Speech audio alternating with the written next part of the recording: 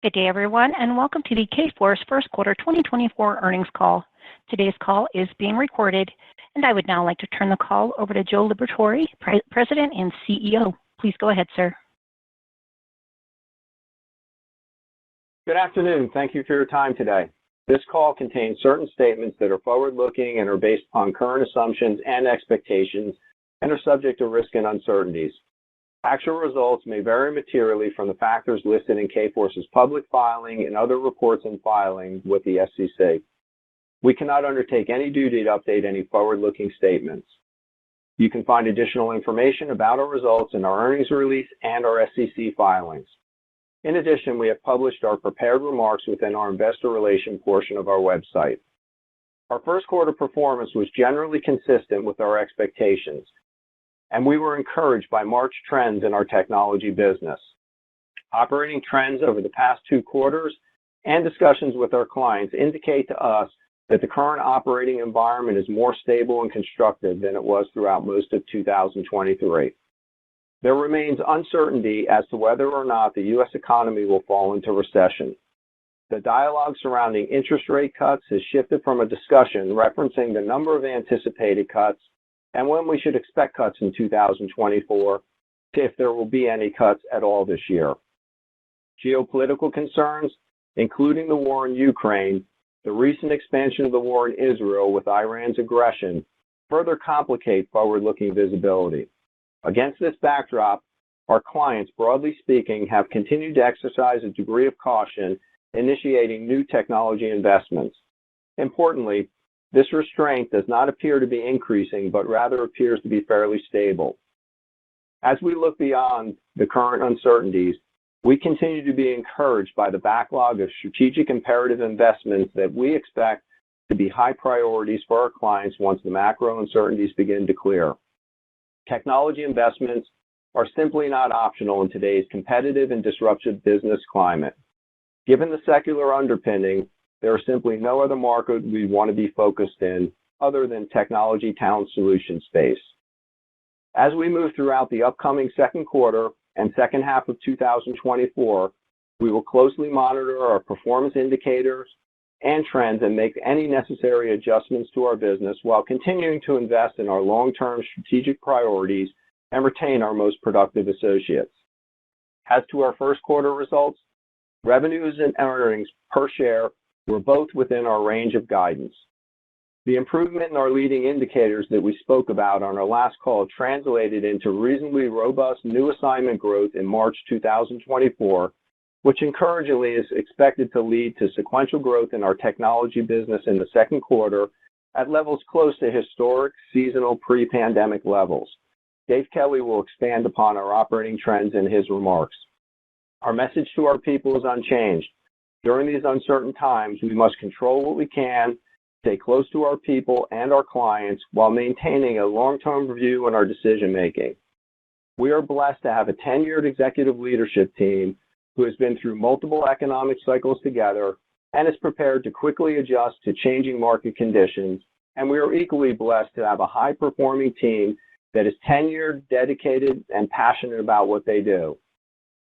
While all economic cycles behave a bit differently, what remains clear is that broad and strategic use of technology, including the most recent technology secular shift associated with AI, will continue to evolve and play an increasingly instrumental role in powering businesses. Over the long term, we believe that AI and other technologies will continue to drive demand for, rather than replace, technology resources, and that the pace of change will accelerate. We are ideally positioned to meet that demand. Our core competency is rooted in the ability to identify and provide critical resources real-time and at scale to help world-class companies solve complex problems and help them competitively transform their businesses. Our operating model also allows us to be flexible in partnering with our clients to meet their needs across a broad spectrum of engagement forms, from direct hire, traditional staffing assignments, to managed team engagements and managed projects. Our decision to grow our business organically with a consistent, refined business model tailored to provide highly skilled technology talent solutions to world-class companies has been critical to our success over many years. and we remain confident that our firm is positioned well for improving market conditions. I am tremendously proud of our team as they continue to execute with incredible passion to serve our clients, candidates, and consultants cohesively as one Kforce. I remain confident and excited about the future of Kforce. Dave Kelly, our Chief Operating Officer, will now give greater insights into our performance and recent operating trends. Jeff Hackman, Kforce's Chief Financial Officer, will then provide additional detail on our financial results as well as our future financial expectations. Dave? Thank you, Joe. Total revenues for the first quarter were $352 million, down 7.7% sequentially and 13.3% year over year. Our technology business declined 6.9% sequentially and 11.4% year over year. As we mentioned on our last call, following a slower start to the year and higher year-end assignment ends, we experienced an improvement in our leading indicators in late January and believed that those higher activity levels would contribute positively to new assignment starts in our technology business later in the quarter. As expected, we experienced a notable acceleration in our consultants on assignment throughout March, which should lead to sequential growth in Q2 within the range we saw before the pandemic. Our clients continue to undertake mission-critical projects and also recognize the need to retain the highly skilled talent that we provide while they await a point of increased confidence to accelerate spending to address their increasing backlog of technology initiatives. Overall average bill rates in our technology business have remained stable over the past few quarters and continue to reflect our focus on providing highly skilled talent on both traditional staffing assignments and as part of managed teams or managed projects. Our clients remain focused on critical technology initiatives in the areas of digital, data governance, AI and ML, UI, UX, cloud, data analytics, business intelligence, project and program management, and modernization efforts. This represents a continuation of recent trends and reflects some of the foundational work required by companies to gain the eventual benefit of AI-related investment. Flex margins of 25.3% in our technology business declined 10 basis points sequentially and 60 basis points year over year. The sequential decline was less than expected as lower healthcare claims helped to offset the traditional annual tax resets. Our bill-pay spreads continued to be stable on a sequential basis, which is an encouraging data point given the cloudiness of the economic environment. We've continued to broaden our service offerings beyond traditional staffing to include managed teams and project solutions. Clients consider access to the right talent essential to their success and see our services as a cost-effective solution for their project requirements. Our integrated strategy capitalizes on the strong relationships we have with world-class companies by utilizing our existing sales, recruiters, and consultants to provide higher value teams and project solutions that effectively and cost-efficiently address our clients' challenges. Our client portfolio is diverse and is comprised primarily of large, market-leading companies. Market leaders typically prioritize technology investments to maintain their competitive advantage. Our focus on addressing their needs continues to be critical in our ability to drive sustainable, long-term, above-market performance. Given the seasonal resets we see at year-end, a number of our industry verticals declined sequentially in the first quarter, but we saw relative stability in our retail, transportation, and manufacturing verticals and some headwinds in financial services after a steady performance in the fourth quarter. Looking forward to Q2, we expect technology consultants on assignment to remain relatively consistent with the levels we ended with in the first quarter and for revenue to increase sequentially in the low single digits. Year-over-year revenue declines will decelerate to the mid-single digits. Our FA business, currently 8.5% of our total revenues, declined approximately 16% sequentially and declined 27% year-over-year. The year-over-year decline reflects the impact of business we are no longer supporting due to our repositioning efforts and a more challenging macroeconomic environment. Our average bill rate has continued to exceed $50 per hour as we continue to drive this business towards a higher skill set of business that is more synergistic with our technology service offering. We expect Q2 FA revenues to be down year over year in the mid-20% range. Flex margins in our FA business decreased 70 basis points sequentially due to a lower margin project with a strategic client, but have improved 130 basis points over the last 5 years as our mix of business has significantly improved. We expect bill-pay spreads to remain fairly stable at these levels in Q2. We've taken thoughtful measures to strike a balance between associate productivity and our revenue expectations. As we've done in prior economic downturns, we are focused on retaining our most productive associates and making targeted investments in the business to ensure that we're well prepared to capitalize on the market demand when it accelerates. We continue to invest in our managed teams and project solutions capabilities and the integration of those offerings within the firm, which is progressing well. While the uncertainty in the macro environment has persisted longer than many expected, I remain excited about our strategic position and ability to continue delivering above market performance. The success that we have as a firm doesn't happen without the unwavering trust that our clients, candidates, and consultants place in us. We've been able to continue delivering strong relative performance during this difficult period while continuing to aggressively invest in the strategic initiatives that are critical to our long-term success and expect to continue to do so. I appreciate the dedication, creativity, and resilience displayed by our incredible team. I'll now turn the call over to Jeff Hackman, Kforce's Chief Financial Officer. Thank you, Dave. First quarter revenues of $352 million declined 13.3% year over year, and earnings per share of 58 cents were at the midpoint of our expectations. Overall, gross margins in the first quarter declined 20 basis points sequentially due to seasonal payroll tax resets, which was partially offset by lower healthcare costs. Margins declined 100 basis points year over year to 27.1% due to a combination of a lower mix of direct hire revenue and a decline in flex margins. Overall, SG&A expenses as a percentage of revenue was 22.2%, which is an increase of 20 basis points year over year. Our variable-based compensation structure, the adjustments we made in July 2023 to reduce our structural costs to the lower revenue levels, and disciplined cost management have significantly mitigated the impact of lower revenue and gross profit levels on our profitability. With that said, we are continuing to prioritize investments in retaining our most productive associates and advancing our enterprise initiatives, both of which are expected to significantly contribute to our long-term financial objectives. Our operating margin of 4.5% was toward the high end of our expectations. Our effective tax rate in the first quarter was 27.1%, which was higher than we anticipated due to greater non-deductible expenses and adjustments to certain tax credits. Operating cash flows were approximately $13 million, and our return on invested capital was nearly 40%.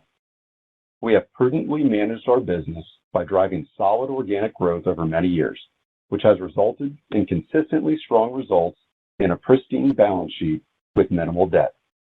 Our pattern of returning significant capital to our shareholders has been consistent over many years and continued in Q1, with a total of approximately $9 million returned through dividends and share repurchases.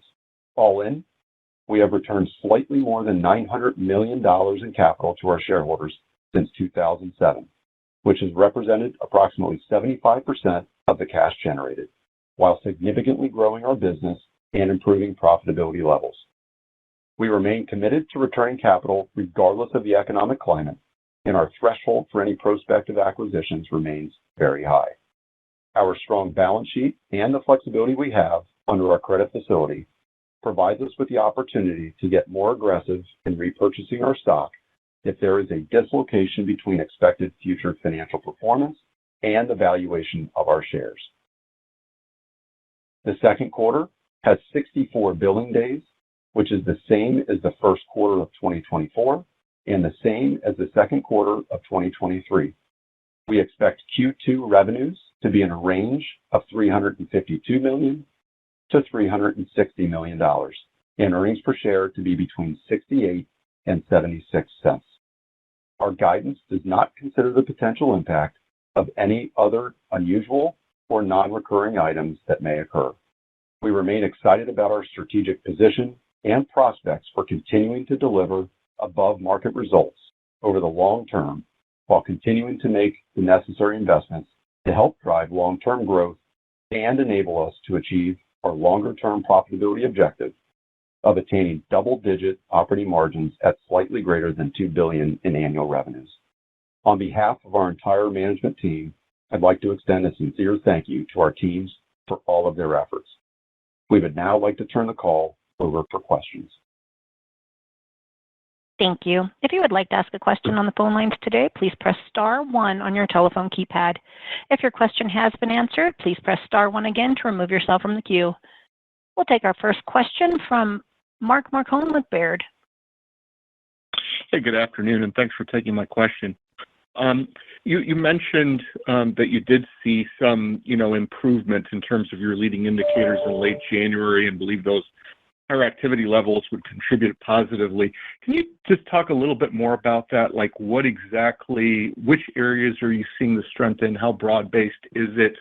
And in your client discussions, what do you think would end up resolving some of the uncertainty that they're facing? I know the geopolitical's not within their control, but are there domestic things that they're looking for? Thank you. Yeah, Mark, I'll start. This is Dave Kelly. As you mentioned, and we actually mentioned this on the call in January, we'd seen activity levels, the front-end indicators that we typically look at, client visits, the amount of submittals, right? We saw a lot of increasing activity, and as a matter of fact, some of the job order flow, a lot of those activity levels were at levels that we had seen prior to the pandemic, so that was promising. And as we had indicated, the expectation is the flow-through would lead to some increase in new starts activity, and that actually did occur in March. As a matter of fact, in each week in the month of March, we did see an increase. So it is very typical of what we had historically seen. Now, I'll point out, we saw that a couple times, right? At the end of last year, we saw that in September, October. As we look into, as I commented in the prepared remarks, into the second quarter, we're still seeing, a little bit of unevenness there. So I think clearly, as Joe said, there's certainly a fair amount of uncertainty still that we're seeing. So it's probably, from our perspective, too early to call those increases a trend per se. We want to be cautious about that, but certainly it's clear that things have become quite a bit more stable than they have been, and there's been obviously some periods of actually greater amounts of success and activity. And I would say, I think you'd asked about where we're seeing that. It's pretty broadly based. We obviously do business with predominantly very large companies across effectively every industry, and I couldn't point to any one particular industry driver or client type of a driver. Large companies, as we said, are big spenders in technology, and they continue to spend money on mission-critical projects. So it's really a client-by-client type of an evaluation you want to do. I've mentioned a number of industries, but even in financial services, where I'd said we saw some headwinds, we actually had clients there that actually had pretty robust increases in spend. So again, it's an execution game for us. We've got the benefit of being in many clients, many market-leading clients, and execution for us in those clients in our portfolio. The strength of it across geographies has really led us to some success here over the last couple of quarters, frankly. Great. And then can you talk a little bit about, paid bills spread, and specifically, what are you seeing with regards to pay rates? Notice that, over the last 2 quarters, we've had if we're looking at TechFlex, the hourly bill rate has come down very modestly relative to Q3 in 2023. And I'm wondering, is there some mix change, or is there, just with the caution maybe and some overcapacity in the industry, slight price pressure? Yeah, and Mark, this is Jeff Hackman. Good to talk with you. I think we talked about this last quarter. I think the relatively modest decline in the average bill rate, I wouldn't read too much into that. I think it's still roughly $90 an hour. Very modest, I think, sequential decline, Q3 to Q4 of last year. Q4 to Q1 of this year was a very, very slight, tick down. for the very large part of 2023, and that largely has continued in the Q1 of this year, the average bill rate's been actually quite stable. And in this environment, I think that's a good dynamic and an encouraging sign for us. I think as it relates to spreads, I think the comment that I would give you is early on in 2023, we certainly saw some pricing pressures early on in the year. And for the large part of the second half of 23, our spreads in our technology business actually were quite stable. When you look at the Q4 to Q1 trend in overall margins, I think in our technology business, they were only down 10 basis points. And typically in a Q4 to Q1, you see that a little bit more of a decline. And part of what Dave mentioned in his script is we saw some favorable healthcare costs. They came in a little bit lower than we expected there. But I think to answer your two questions, Mark, I would say spreads are continuing to be quite stable.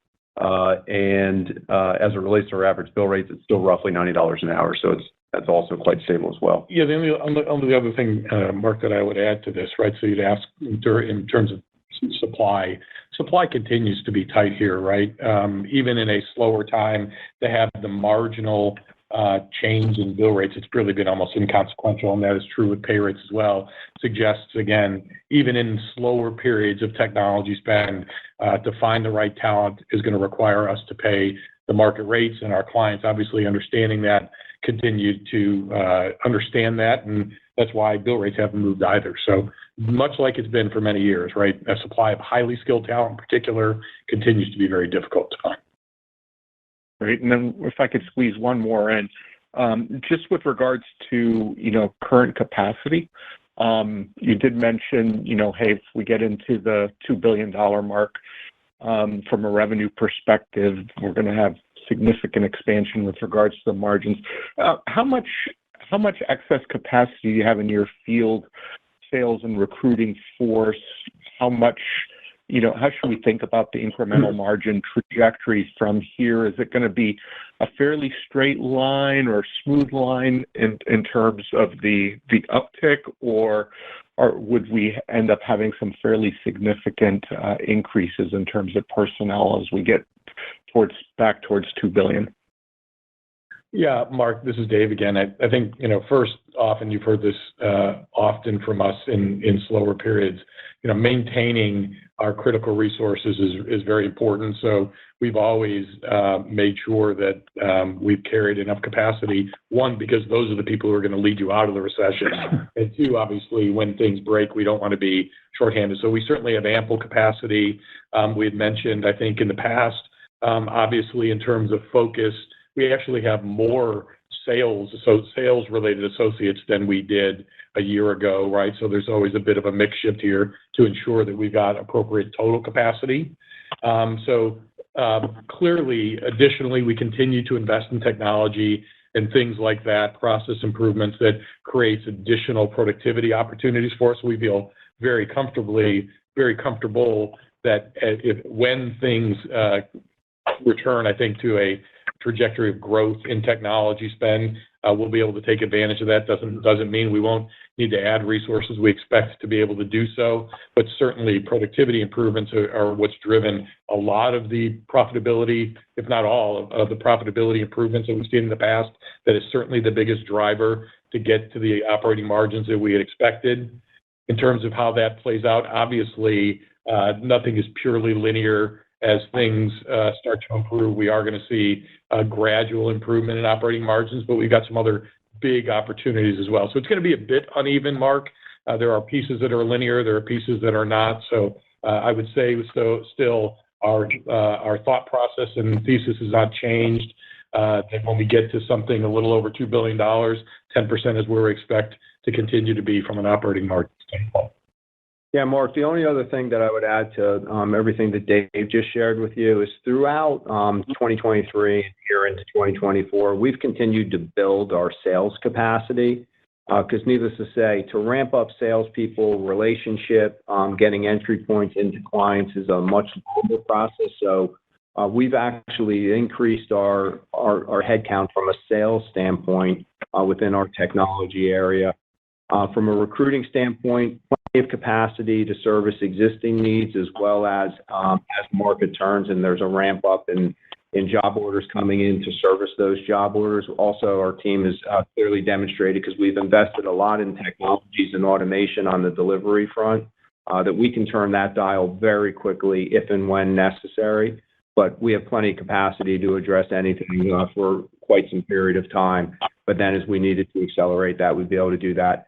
Likewise, I would say, especially here over the course of the last 24 months, we've continued to add a lot of capacity within our KCS, our Consulting Solutions organization, bringing on a lot of industry expertise, subject matter expertise, and they're really making a difference in terms of elevating our game, taking our conversations and the work that we're pursuing within clients to a whole nother level. So we've been making a lot of investments on those fronts, which I think all these things are just building greater capacity as well. Perfect. Appreciate the answers. Thank you. Thank you, Mark. We'll take our next question from Kartik Mehta with Northcoast Research. Please go ahead. Thank you.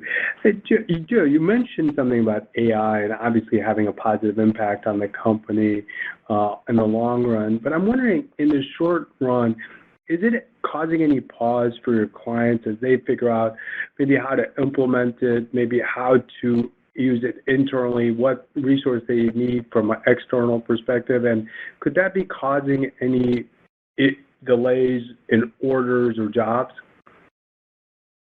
Yeah, but I kind of the way I would characterize what we're experiencing within our clients is they're all in the, I would say, preparatory efforts in areas such as building out their infrastructure and data to take advantage of Gen AI as well as large language models, for example.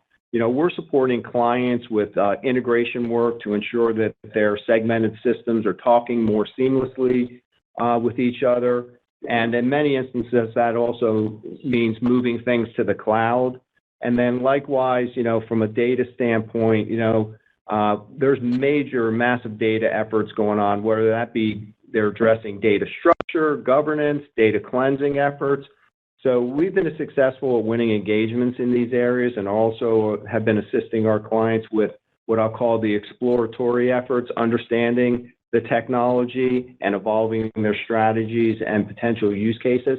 So no, I don't believe that it's pausing anything. We're seeing a lot of energy in those areas as organizations organize themselves so that they can take advantage of things. And by the way, I don't think this is something that's going to change anytime in the near-term future, meaning for entities such as a Kforce, who's not a strategy firm like a McKinsey, this is where the sweet spot and where the true revenue is going to be generated. It's going to be in these infrastructure areas. It's going to be in cloud. It's going to be in the data areas for the foreseeable future. I mean, I would say that it's highly probability that, the application of generative AI and the use of large language models will ultimately prove to be beyond powerful and widespread accelerator for our business for a long time to come. So we're really excited about how we're positioned, where our focus already was. It kind of everything played to our favor on those fronts. So hopefully that gives you a little bit of a backdrop.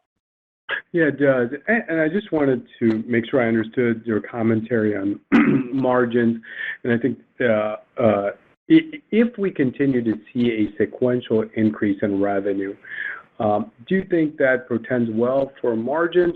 Or as you're adding capacity, could there be just some volatility in margins for the rest of the year? Yeah, I think, Kartik, generally speaking, as revenues improve, margins are going to improve. Right. So that has been consistently how we've been managing the business. The capacity that we talked about, obviously some of that will get absorbed. We'll continue to invest, but we'll be prudent to make sure that we return, appropriately, the revenue to the bottom line. So I expect margins will expand as revenue expands. Perfect. Thank you very much. I appreciate it. Sure. We'll take our next question from Trevor Romeo with William Blair. Hi, good afternoon. Thanks so much for taking the questions. First one I had was just on project types, I guess. I know you have an integrated sales function. It's not necessarily two different businesses, but I was just wondering if you could comment on trends for the managed teams and project solutions versus kind of more staff augmentation work, what kind of demand you're seeing for each one, and whether client preferences are kind of evolving or changing in this environment? Yeah, I'd say we're seeing demand on both fronts, and that's one of the reasons why we like approaching this from an integrated strategy standpoint, because there's professional staffing needs tied to every project, and then the project opportunities allow us to gain greater visibility, get involved more strategically with the clients. But we continue to see our opportunity pipeline as we move through Q1 continued to build and has continued to build here into the early part of Q2. I'd say our existing projects and our strongest pipelines have been in and around application development, probably around digital transformation initiatives, which often focus on the customer and their internal experiences, as well as realizing that much of that work also touches the cloud. We also continue to see a lot of projects that are data-oriented, which often also require interfacing to the cloud and requirements on that front. So we've continued to see those pipeline opportunities for traditional data work. However, we also, as I mentioned a little bit earlier in my last response, we continue to engage more in and around data opportunities as the clients are preparing for AI and ML in the future. So I'd say with all that said, we're seeing development, cloud, data, digital, all continue to remain very healthy in terms of areas of need. So we feel we're positioned very well in terms of market. Okay, great. That makes sense, Joe. Thanks. And then just Sure. to follow up on, I guess, competition. It feels like we've been kind of in this stable but lower level of demand for a while now. Have you guys started to see any changes in the way competitors are positioning themselves to win business? And I guess similarly, have you seen any changes in the way clients look to choose a provider? And I guess generally, does it feel like you're gaining, maintaining, or losing market share in this type of environment? Yeah, Trevor, I think a couple of things. I think one thing that is clear, the clients that we do business with obviously are looking for those things that we do quite well, right? We can provide services across the country, but certainly the trends, and you hear it from us, you've been hearing it from us repeatedly, and Joe just touched on it, right? The ability to deliver a spectrum of services from staff augmentation all the way through managed solutions is critical because clients are looking for companies such as Kforce who can deliver the talent in whatever way that they'd like it to be delivered. And there are obviously within these large clients a number of different project structures that they will see. So that is clearly a growing trend that we've seen. And so for us, and you hear it across the industry repeatedly, the ability to deliver those services in various ways is a hugely important competitive advantage. Yeah, and what I would add to that is, realizing a lot of our focus is in those larger organizations, large consumers of the services that we provide. These aren't organizations where any competitor can just walk in the door and get requirements. I mean, they're very sophisticated from their vendor management. Most of them have been going through for years vendor consolidation. So it's very difficult to get an entry point and get your foot in the door at those organizations. So we don't see a lot changing from the competitive landscape there. I'd say inside those organizations, when we're dealing with larger competitors that also have compliance, regulatory, delivery capabilities, services capabilities similar to Kforce, we haven't seen any competitors, predatory pricing or anything of that nature. It's been pretty much business as usual, competing as usual, so no major fundamental shifts there. I would say then when you get into more localized business where, maybe it's $1 billion or $2 billion local organization where they may utilize what I'll call more, market-based organization, the mom and pop, the smaller organizations.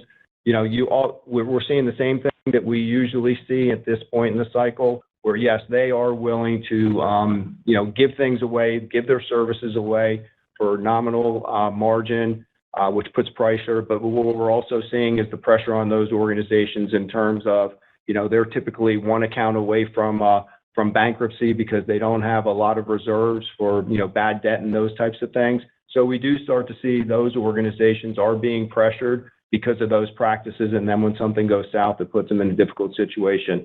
This is my fourth cycle through this, and every one of these cycles, we see a flushing take place. As we move through these cycles, it's not typically the larger providers who are more disciplined and financially astute. It's more the local, the regional players that really haven't organized effectively, and when something goes south on them, then they typically are headed down a very difficult path. So we're seeing those same things unfold. Okay, thanks so much for all the comments. Sure. We'll take our next question from Mark Riddick with Sidoti. Hi, good evening. Good evening. So I wanted to touch a little bit on just a different way of dicing it, I guess. I wanted to sort of get your views on a couple of things. One, are we seeing much of a difference in behavior from your larger versus slightly smaller customer base as far as prioritization of things that they want to act on sooner rather than later? Yeah, Mark, this is Dave. I wouldn't say so in terms of client size, right? So all of them are looking for ways to make sure that they fund those initiatives that are critical for them from a technology perspective. Behaviorally, obviously things here have been a little bit slower. That doesn't mean necessarily that they're not undertaking those projects. They may be looking to do them a little bit more efficiently, taking a little bit longer to do those projects because they're obviously very cost conscious. But the behavioral change of continuing to invest in those things that are strategically critical is not changed, and that is not size specific. Obviously, as we've mentioned, a significant majority of our business is with very, very large customers. So maybe we're not a great proxy, but we haven't seen it even within our portfolio, a different mindset, really. No.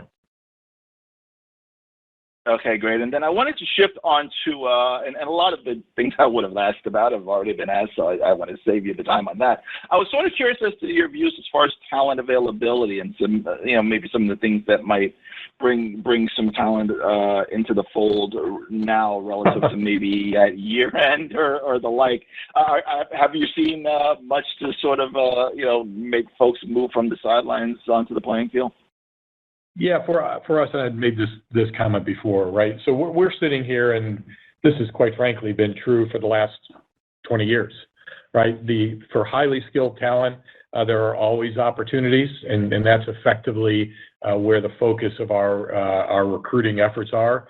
We don't have a lot of people who are on the sidelines who suddenly said, I want to work. They have always been difficult to find, and typically, again, the highly skilled people have a number of opportunities. So I don't think anything really has changed, generally speaking.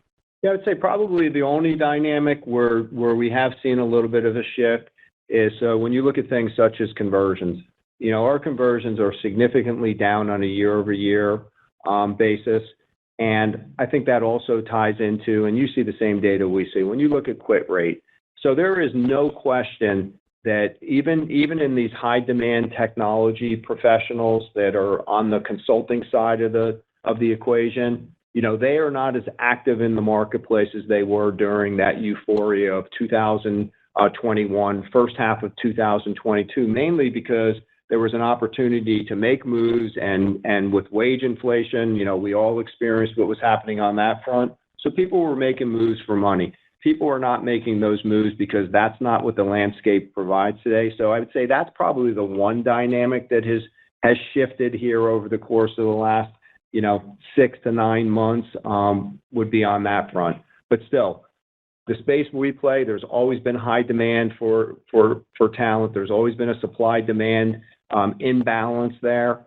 So if this goes back to what I always have believed at Kforce, one of our number one core competency is the ability to recruit and identify the best talent in the market at a given time. So that real-time aspect is also why I believe we've made a lot of progress related to our consulting solutions type business, because we're providing those clients with the best available talent on the market at a given point in time at market prices versus giving them bench people that might not have the right skills for those engagements. We are seeing that make a difference. I appreciate all the commentary. Thank you so much. Sure. As a reminder, everyone, that is star one to ask a question. And we'll take our next question from Josh Chan with UBS. Hi, good afternoon, Joe, Dave, and Jeff. Thanks for taking my questions. Sure, Josh, yeah. Hi. I guess if you took a step back, over the last 3, 6, 9 months, has the activity recovery or demand recovery played out a little bit more slowly than you would have guessed? And if so, why do you think that has been so far? Yeah, this is Dave, Josh. One, I would say it's played out more slowly than we would have hoped. I think that's fair, right? But I'd mentioned a few minutes ago, it has been a bit uneven, right? We've seen slight periods where we've seen some benefits, but generally speaking, the economic environment continues to be challenged. It continues to be uncertain, right, for us. And Joe alluded to at the beginning of this call some of the drivers, right? Clients are being very cautious because they don't want to overcommit. And so, it's slower than we had anticipated. I think, slower than some economists have been saying, but, there have been predictions of a recession. We don't know what's going to happen. Joe touched on rate cuts. So it's clear. If there's one thing I think that's clear, is I don't think anybody knows what's going to happen, right? And so I think it's just imparting significant amount of caution that continues to be the case across effectively every industry. Sure, that makes sense. I appreciate that. And then you mentioned that the sequential increase in activity is similar to normal seasonality going from Q1 to Q2. Is the margin development similar as well to pre-COVID, or how do you think about the margin expansion going from Q1 to Q2 versus normal? Yeah, Josh, this is Jeff. Good to talk with you. I think the anticipation, Josh, and contemplated in our guide is a fairly seasonal improvement in our bottom line profitability and overall operating margin. When you look at the first quarter, obviously seasonally lower because of the payroll tax dynamic. Clearly, we're getting the alleviation of that in our second quarter guide. The margins, as we've mentioned a couple of times, have been very stable from a flex margin standpoint. So absent the alleviation of the payroll taxes, expect that to be stable Q1 to Q2. Dave and Joe each touched on the capacity that we have within our current associate population. And I think that, gets you to a point, Josh, where we can absorb capacity if we were to, see some additional revenue growth higher than perhaps what we, contemplate. So that gets you into would we expect to see a profitability kind of normal seasonal uptick? And I think the answer to that is yes. We are still, as we've talked about in the past, investing in our enterprise priorities and continuing to advance those as we look to the long term. As we, talk about the slightly greater than $2 billion in annual revenue and double-digit operating margin, our enterprise priorities play a significant role in that. So we're still making those investments for the long term, but I think the short answer is yes. Okay, great. Thanks for the color and good luck in Q2. Thank you, Josh. Thank you. We'll take our next question from Tobey Sommer with Truist. Thanks. With respect to the sequential growth you're anticipating in tech, are you accessing new customers to achieve that and then, taking some share, or is this a pickup in sort of same customer growth? Yeah, Toby, this is Dave. So the answer is both, right? So we obviously have had some success. It's been pretty broad-based, I would say, across every industry, as I said, across many different clients. As you might expect, some larger clients, when you don't necessarily have a lot of incremental spend, we obviously have a very strong sales engine, and diversification is always an important part of what we are doing and what we continue to attempt to do.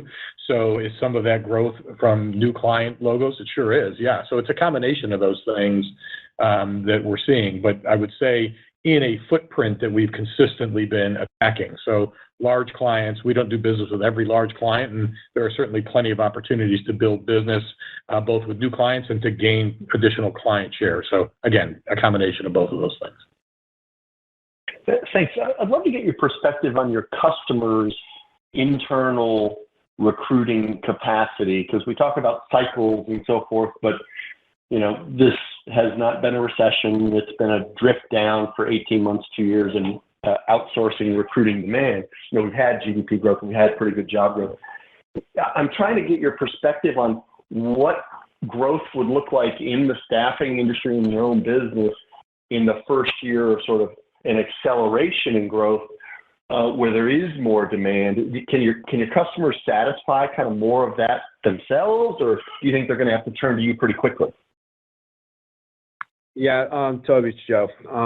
We're going to see the same cycle that we always see. I mean, this is another pattern that has existed probably going back into the 90s at the advent of the monsters and kind of leveling the playing field a little bit on talent access. And ultimately what happens is during this point in the cycle, I mean, their recruiting capabilities have been decimated. What's going to happen when it turns is, yes, they're going to be pointing to providers such as the Kforces and others in the world because they're not going to have recruiting capacity. And then what's going to happen is they're going to start to hire recruiting capacity, build recruiting capacity, and then we're in the thick of the cycle where there's demand across the board for everybody, so we don't really feel that. I mean, this is one of the things I try and coach individuals on this.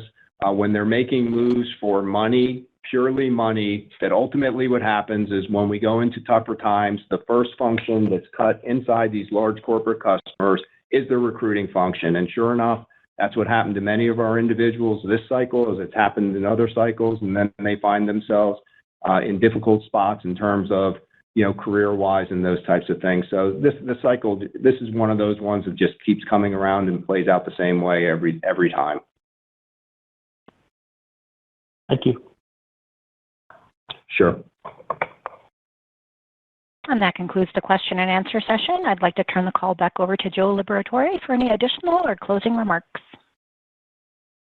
Well, thank you for your interest and support in Kforce. I'd like to say thank you to every Kforcer for your efforts, and to our consultants and clients for your trust in Kforce and partnering with you and allowing us the privilege of serving you.